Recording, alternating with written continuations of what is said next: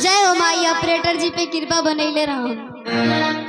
तोहरो को बनौल रहा से हमरा पे बनैले बड़ी माई कृपा बनौल रखी दू जना पर खाली हल। तो भाई हमारे तमाम दर्शक से या भाई से यही आग्रह है, प्रार्थना है, गुजारिश है,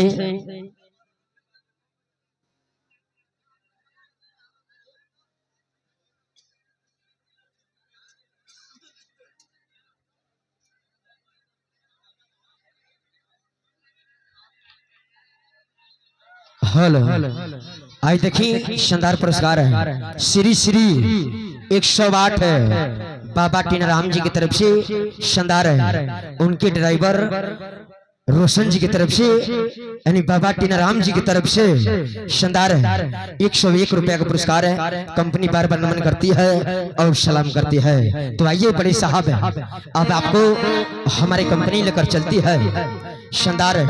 यानी तीसरा आइटम, तीसरा प्रस्तुति, तीसरा आइटम, तीसरा प्रस्तुति शानदार है। राष्ट्रीय तिरंगा झंडा के पास आपको लेकर चलती है।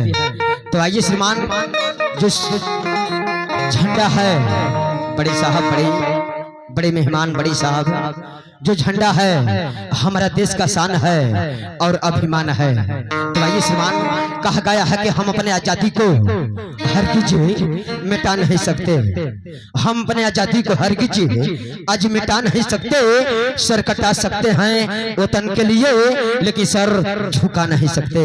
तो आइए हर कर्म अपना करेंगे, आए वतन तेरे लिए जान भी देंगे, वतन तेरे लिए।